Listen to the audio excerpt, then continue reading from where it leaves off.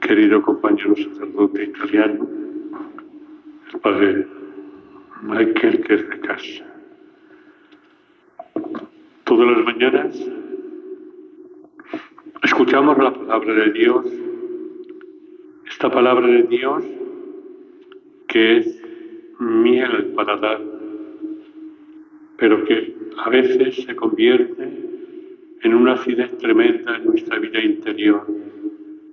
Esta palabra de Dios que escuchamos, pero que después tenemos que desmenuzarla para captar hondamente toda la fuerza y todo el significado de la palabra de Dios. En estos días finales ya del año litúrgico, seguimos caminando de la mano del libro del Apocalipsis. Como os decía hace poco, el libro del Apocalipsis es un libro de esperanza, donde se nos presenta ese mundo nuevo. Por una parte, se nos presenta toda la historia de la salvación de un Dios que nos ama en plenitud, que creó toda esta grandeza del mundo y de la historia, pero en un Dios que también nos da el cometido de ser fieles a esta creación en todos los valores de la vida. Someter la tierra, dominarla y sobre todo vivir siempre, compañera, os doy y nos sierva, referente al gran valor de la familia. Hoy hemos escuchado la lectura del libro del Apocalipsis en el capítulo 10, donde Juan es evidente que unos dicen que es el evangelista, pero no está cierto. Escuché la voz del cielo que se puso a hablarme de nuevo diciendo: ve a tomar el librito abierto de la mano del ángel que está de pie sobre el mar y la tierra. Ese ángel es emisario de Dios que tiene un pie en la mar y un pie en la tierra,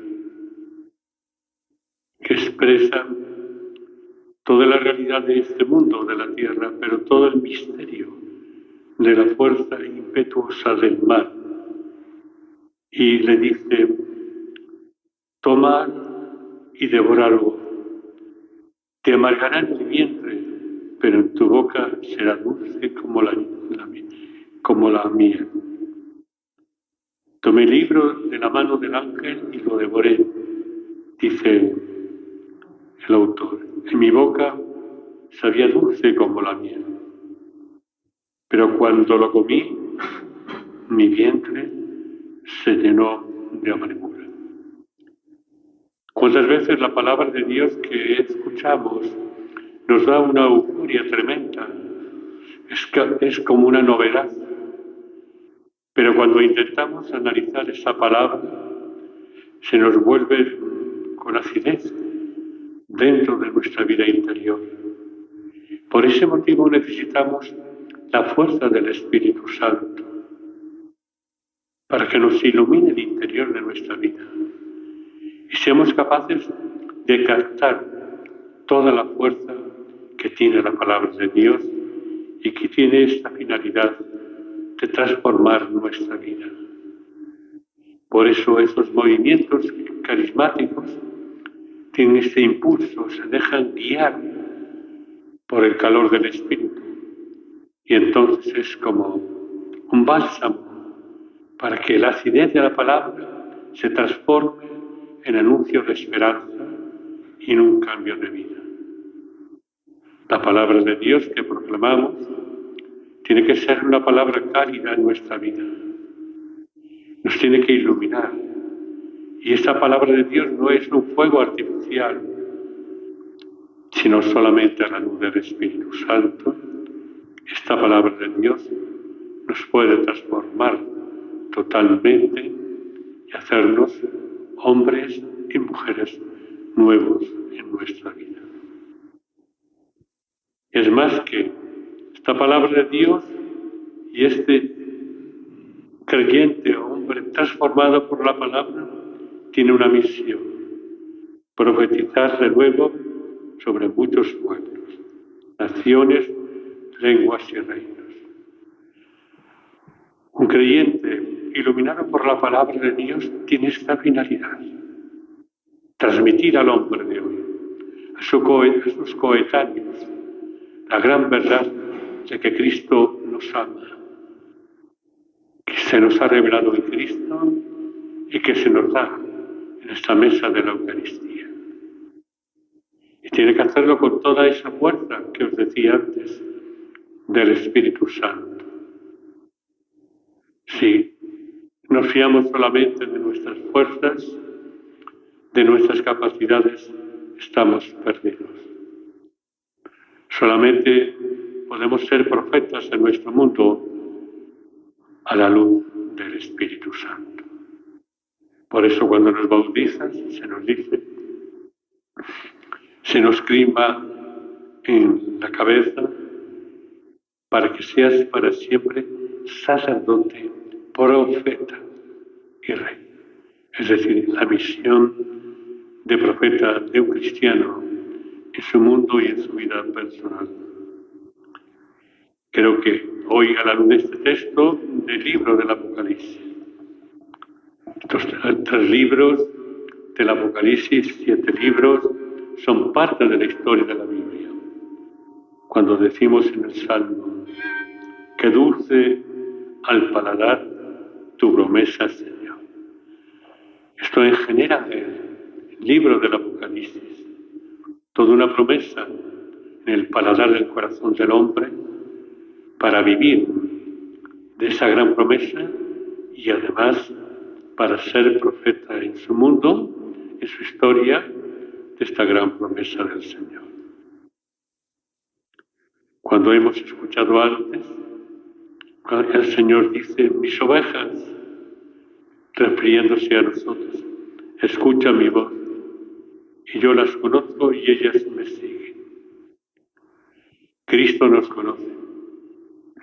Lo importante es escuchar su voz y seguirle. Esta es la misión del creyente. Seguir a Cristo.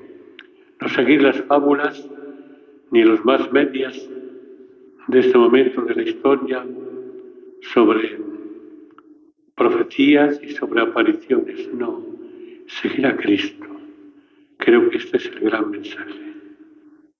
Cuando la gente habla de que, hablaré de este tema un día, de que si este dijo no sé qué de Garabandal, que si el otro dijo no sé cuánto, yo les pregunto, ¿no aparece nunca alguien que nos diga lo que dice Cristo? El día y la hora, ¿estás preparados para permanecer firmes? Esto, nadie dice nada de esto. Todos son sofismas de profetismos de última hora y baratos, pero nadie se hace una gran reflexión sobre la palabra del Señor, porque dice el Señor, a la hora que menos penséis, viene el Hijo del Hombre. Y hablamos de milagros, de esto y de lo otro, pero nunca hincamos lo más importante, que es la palabra del Señor. Nunca aparece. Creo que esto hablaremos porque esto es lo urgente. Cuando miras y ves como la gente dice que fulano dijo que el otro dejó de decir, y si lo que dijo me favorece a mí, bien, y si lo que dijo no me lo veo bien, empiezo también a atacar. ¿Qué manera de perder el tiempo? Cuando olvidamos lo más importante, esta palabra de Dios, estas palabras del Señor que nos lo dice siempre.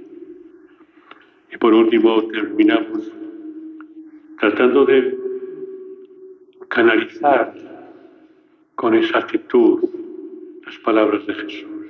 Las palabras de Jesús también pasa como la lectura del libro del Apocalipsis, producen miel en la boca, es te transforma. Es que yo fui a tal sitio, a Medjugorje, yo dejé de ir y me transformo.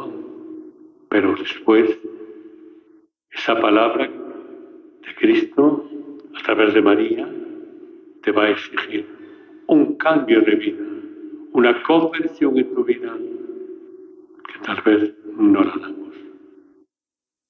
Nos dice el texto del Evangelio, cuando Cristo, que es la dulzura por excelencia, llega un momento que esa dulzura se convierte también en seriedad, y cuando entra en el templo y ve que han convertido el templo en un negocio,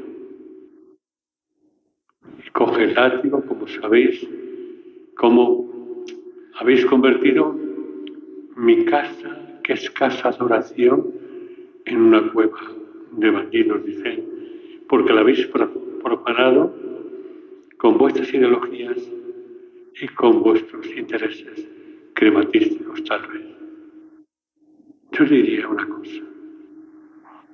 Imaginaros que Garabandal es un templo, y es que lo es, abierto al amor de Cristo a través de la Virgen.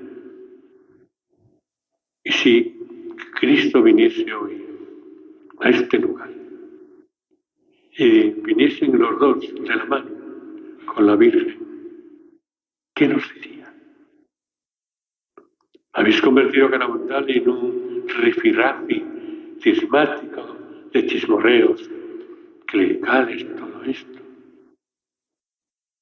¿O lo habéis convertido en un cenáculo de oración donde el Espíritu nos guía, donde entendemos lo que es amar a la Virgen, el mensaje de María, ser buenos,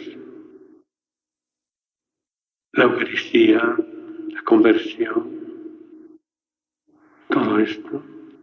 ¿Y que vamos por mal camino? Sí, lo sabemos siempre.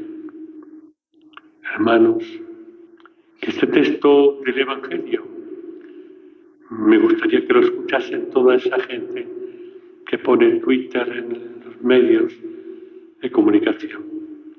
Es una llamada de atención para que Garabandal no se convierta en una cueva de ideas, de ataques directos al Papa, de esto y de lo otro, y de estas ideologías y de las otras.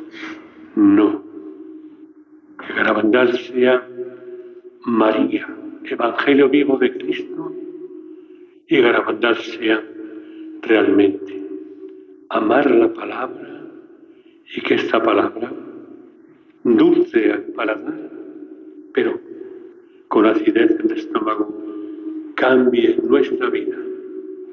Y cuando alguien le sienta mal un alimento, lo que hace es tomar siempre un medicamento para que no le siente mal. ¿Y nosotros qué debemos tomar? La oración, el antídoto para que el mensaje de Jesús a través de la Virgen nos siente de maravilla y además con la fuerza del Espíritu Santo. Tal vez a la gente no les guste escuchar esto, pero no convirtamos Garabandal en una cueva de ideas de esto, del otro. Ya no digo de bolsillo, eso me resbala todo eso, pero ideologías de esto, de confrontaciones. Y les importa, hay gente que les importa mucho lo que dice un señor cura sobre Garabandal o cualquiera que sea negativo, pero pasan por alto que sus amigos llevan una vida antitestimonio de la fe, y eso es contrario a Garabandal. Creo que es momento, es una pena que no hay más gente, que tendría que usar las redes sociales para decir todo esto. Pero esto es la realidad, esto es la pura verdad de Garabandal. Cuando la gente viene y dice, ¡ay, qué bonito lugar, y qué paz, y qué tal! Yo escucho en silencio, pero me hago esta reflexión. ¿Es Garabandal una cueva o es un espacio de silencio, de amor, de paz y del Espíritu Santo? De pie.